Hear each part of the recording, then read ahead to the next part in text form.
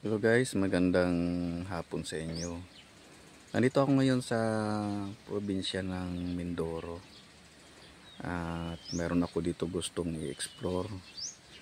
Yung sinasabi nilang puno na kung saan na pag mayroong nakakasakit dito ay doon pupunta yung albularyo para maglalagay nung tatawag nilang atang. O, yung tawag nila doon ay atang. uh, Yun ay salitang Bisaya na parang nag-aalay sila, yung nagdadala sila doon ng alay. Isang pamamaraan yun ng paggagamot ng albularyo na para gumaling yung kanilang ginagamot. Yung magano tayo, maglalakad-lakad tayo dito.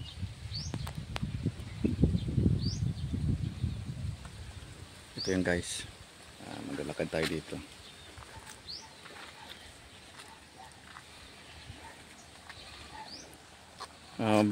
Kasi ngayon, panahon ngayon ng malapit na magtanim o yung maglilinis ng palayan, kaya mayroong tubig. Ito, maglalakad lang tayo dito. Ang ganda, maglalakad tayo dito sa Pilapil.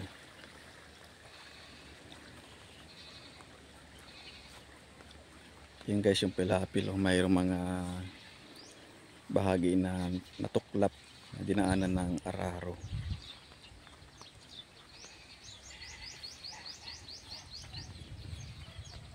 Mayroon ditong bahay.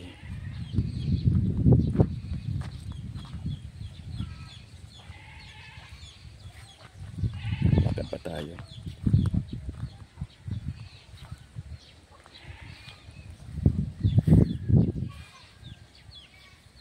Magdaan tayo dito sa paglalakad.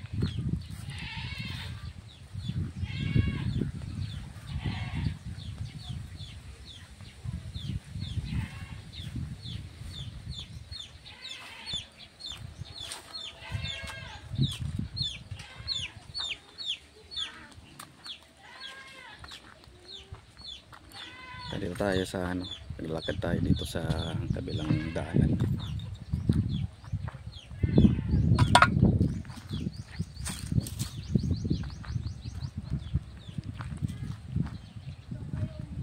Mula dito guys, matatanaw na natin yung sasabi nilang puno. Yun ay puno ng akasya na matanda na.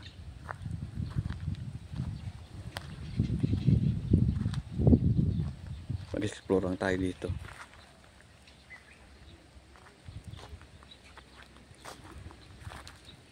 Bali, iniwasan ko lang guys yung isang bahay doon kasi mayroon doong nakaburol. Kaya dito lang ako dumaan.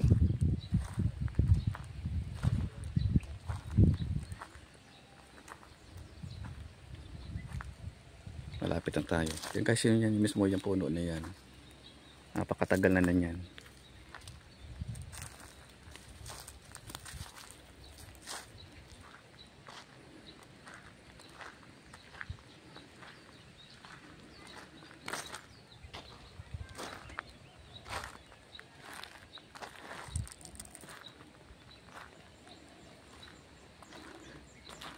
Yang puno na yan, yung pinaniwalaan nila na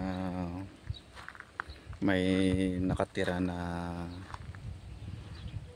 di natin nakikita, tulad ng mga engkanto na hindi natin nakikita. Dahil dyan talaga sila pumupunta, yung mga albularyo. Pag mayroong ginagamot ay dyan mo pupunta.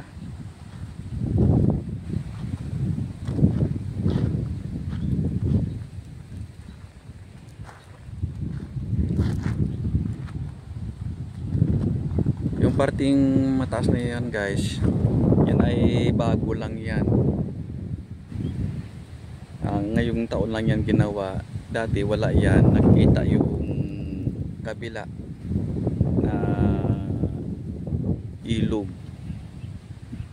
Ginawa yan para proteksyon sa mga naninirahan dito.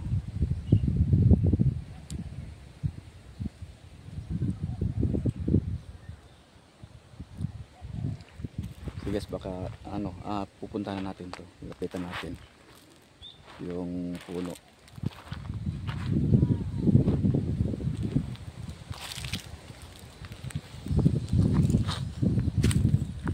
Ito yun guys.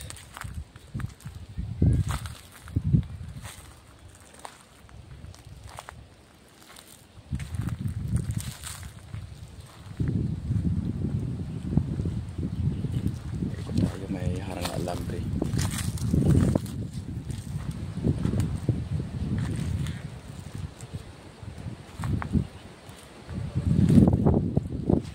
Ito guys, mapapansin nyo sa katandaan niya ay natutuyo na yung laman. Tanda talaga to.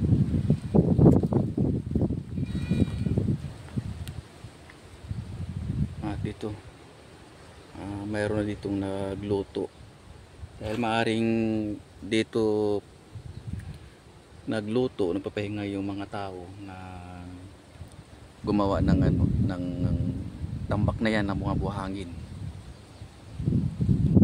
At ayan, meron pa silang pahinga dito na duyan. Pero dati ay wala yan, pati yung buhangin nila wala yan dati. So ang nangyari ay iniwasan nila itong puno na ito. Puno ito ng akasya. Matanda na ito. Nasa estimate ko ito ay baka 70 years o higit pa.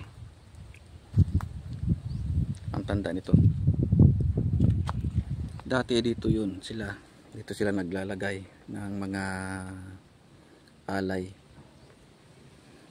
Pag gusto nila pagalingin yung tao na ginagamot nila.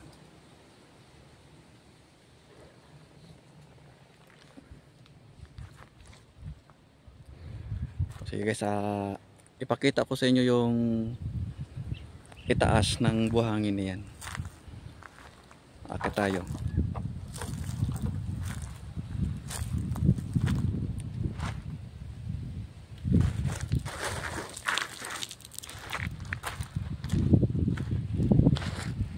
Mataas.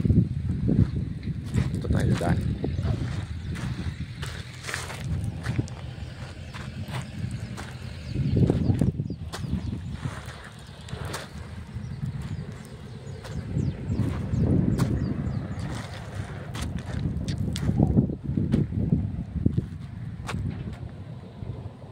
Ayun guys, napakahaba ng harang na ito.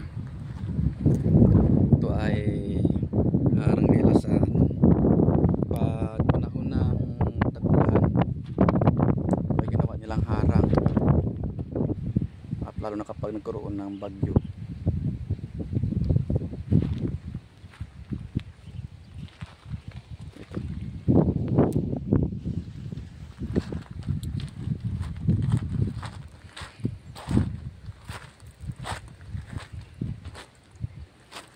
Ayun guys yung puno na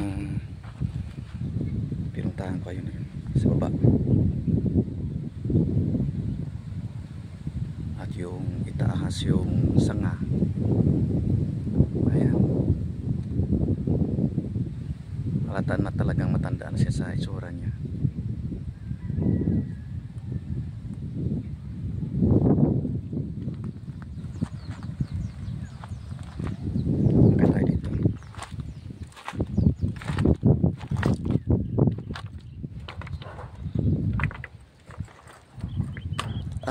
Okay. Yan, ang taas na natin. Napakalawak ng ilog ito guys. Ayun, may mga parte na mayroong tubig. Pero pag panahon ng tag-ulan at pag may bagyo ay halos walang makita na buhangin dyan. Puro tubig yan. Kaya naman nilagay nila itong harang na ito.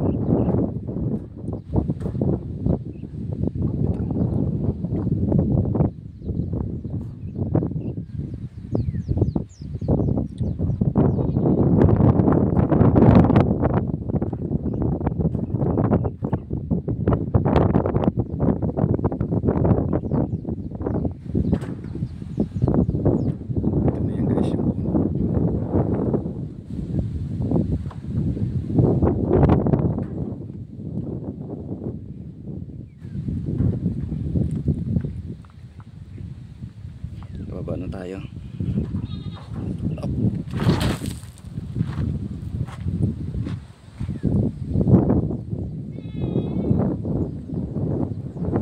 Ano ba na kayo na guys yung dinaanan ko? Ayun to sa ano yun, iniwasan ko lang dahil sa may nakaburol doon. So ito yun.